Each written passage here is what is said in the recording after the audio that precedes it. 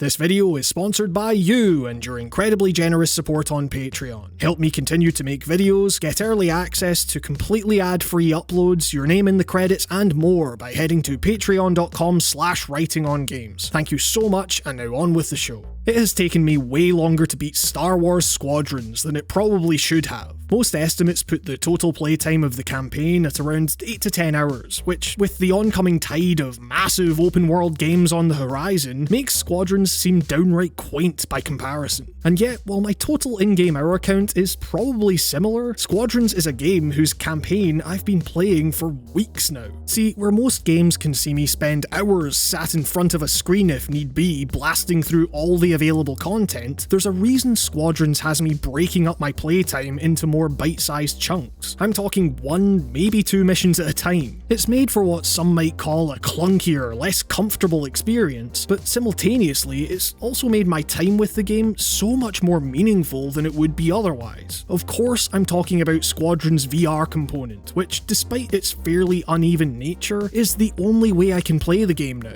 And not only that, it's gotten me thinking about the role VR might end up playing in people's gaming lives in the future, in ways I didn't expect. What's weird about this though is that for how significant all of this might seem, the actual game itself is fine. Vanilla Squadrons makes for a perfectly competent space dogfighter that, while perhaps not quite as demanding or in-depth as the older Star Wars flight sims it draws inspiration from, has all the sights and sounds from the franchise you'd expect. Squadrons is perfectly okay with its straight-ahead nature. Play the story, play a bit of the multiplayer, move on. It's refreshing, especially from a publisher like EA, to not feel so beholden to a game bearing the Star Wars license. On the surface though, it's not the kind of game I'd expect to stick with for as long as I have. That's where VR comes in. As I touched on in a video late last year, if you haven't tried VR before, it can be hard to convey just how monumental and exciting a shift to gaming the platform represents, but Squadrons readily illustrates part of what makes it so special: scale.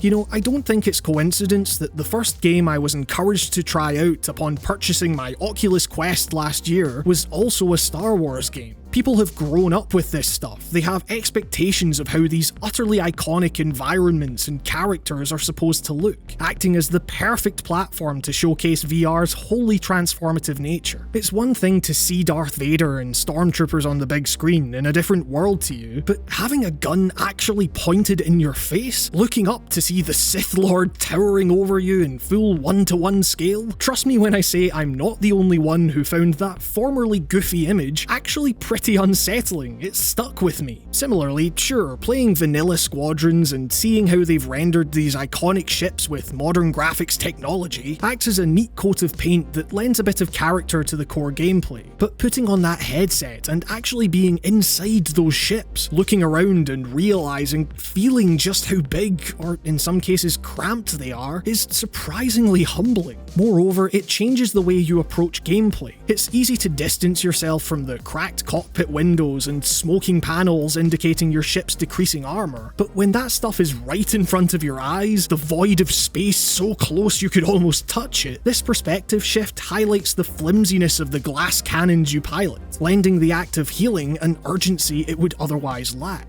Merely turning around to chase your targets, barrel rolling to avoid oncoming fire, the basics of any game in the genre are suddenly viscerally intense because you're not just controlling them from a distance. In a way, you're physically performing them yourself. It's a scenario I found across VR titles as a whole, that I could be playing a glorified tech demo, and simply by being placed inside that action, the most basic mechanical inputs like turning and shooting are given so much more meaning. But that's not to say that Squadrons' VR component is 100% successful in this endeavour either. Any Star Wars virtual reality world is just begging to be poked and prodded around in a way that Squadrons just doesn't allow for, thanks to its lack of touch controller support, keeping you from engaging more deeply with systems that could have seen Squadrons become truly transcendent, having to lean into oncoming fire to twist the knob to start repairs while simultaneously reaching over to redirect power to your thrusters to perform a quick escape. I'm not kidding when I say a game like No Man's Sky reaches hitherto unknown heights of mechanical engagement. It becomes almost a different game when you can actually grab and maneuver the thruster yourself. And it's the little details like this that would have pushed Squadrons over the edge into an absolute must-play VR experience. But that's not the only reason that Squadrons in VR, hell, VR in general, remains a tough sell to so many. As previously stated, I've been playing on my Quest, and separate even from my growing concern about playing on an Oculus headset now that Facebook is placing the security of my purchases into baffling levels of jeopardy, just getting into the VR versions of Squadrons on the Quest takes a comparatively absurd amount of effort relative to other games. Even with the Oculus Link that allows you to hook the standalone headset up to a PC, there's a ridiculous list of steps required that make the whole process feel less like an officially sanctioned method of playing games and more like you're sideloading some weird mod you found on a shady looking website. First you connect the headset to the computer, then through the Quest with your touch controllers you turn on the Link functionality, then you go to virtual desktop mode in what is ostensibly the Rift interface, then you open Origin from there, and only then do you open Squadrons, at which point you put down the touch controllers and pick up a regular gamepad. All the while my PC battles to keep up with the layers upon layers of programs and interfaces running in parallel, and the minutes of loading that entails, until I can just get in game and hit the VR mode toggle that finally calms everything down. Which in part brings me on to why it's taken me so long to beat this campaign. I have to set aside a fairly substantial chunk of time just to set Squadrons up in VR, and hey, I'm busy. Not only that, but the physicality of playing such a motion-intensive game like this means that on a very literal level, that's all I can stomach. The build-up of strain from having such bright screens so close to my eyes, supporting the weight of the headset, the lurching onset of motion sickness from performing constant barrel rolls, etc. I realise this is all personal and your tolerance may vary, but playing any longer than I do would see these issues compound on each other to turn Squadrons VR into a pretty harrowing experience if I didn't set myself a limit. But that's just the thing, despite how negative all of that might have sounded, it's precisely that self-imposed limit that keeps things on the right side of pleasant, and crucially, highlights that VR can turn play into a much more conscious, mindful, and honestly meditative process than anything I've played before. Immersion is no longer solely the job of the designer here. I have to check in on myself physically to ensure I'm able to get the most out of a created world, and choose to step away if I don't feel up to it. My play sessions might be more bite-sized as a result, but they also feel less disposable, because I'm not mindlessly hitting buttons for hours and then simply stepping away from a screen when I press quit. I'm exiting a kind of cockpit of my own. Much like the long process of setting the game up, there's a period of recalibration to my surroundings once I take that headset off. Sometimes that can be a feeling of relief from discomfort, but I also imagine that's probably what it would be like to take your helmet off after being cramped in a cockpit for that length of time, blinded by glowing panels and sweating like hell. But beyond that perhaps unintended verisimilitude, I guess, there's just something about that ritual of setting up the headsets, of getting everything to cooperate with each other, that made me appreciate it more when I actually got into the game. It's like music. Any song you could possibly want to hear is available in a few button presses from your pocket. Your appetite for that band or album can be quickly and momentarily sated. There's something to be said, however, for playing records on a really good turntable with great speakers, shutting out the noise of the world around you and taking some time to really think about the listening experience you want to commit to, the one you have to maintain, to get up in the middle of, to change sides. It's potentially clunky, there are easier, more convenient ways of doing it, but for some it can also be far more enriching for how it takes the traditionally passive background act of hearing music as a mere distraction and turns it into active, physical listening. As much as I still love the platform and the games I've played on it, VR is not an everyday thing for me. But even with its numerous issues, what Squadrons is helping me realise is that that might actually be one of VR's biggest strengths. The discussion surrounding VR over the years has been so focused on how it can compete with the traditional console or PC framework, how its inability to truly crack the mainstream just yet deems the whole thing a total failure in the gaming world.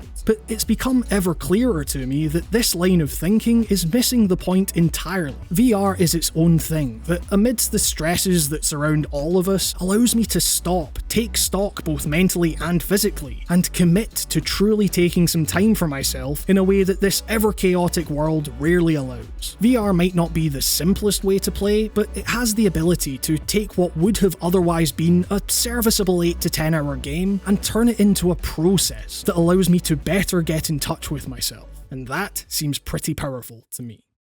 I'd like to sincerely thank my patrons here. As I stated at the start, it's your continued support that allows me to keep making these videos, and I can never thank you enough for that. If you've enjoyed any of the videos I've put out and want to help the channel continue so that I can keep making more, you can directly help out, as well as get things like early access to ad-free video uploads by heading to patreon.com/writingongames and pledging only what you feel comfortable with. I am immensely grateful for your support in whatever form it takes. Special thanks go to Mark B. Writing, Artyom Vitsyuk, Leah Chinello, Henry Mielek, Bryce Snyder, Lucas, David Björk, Winter, Timothy Jones, Hebe Amori, The Nameless Guy, Tommy Carver-Chaplin, Dr. Motorcycle, Ham Migas, Shardfire, Rob, Anna Pimentel, Spike Jones, Dallas Keane, and Charlie Yang. And with that, this has been another episode of Writing on Games. Thank you very much for watching, stay safe, and I will see you all next time.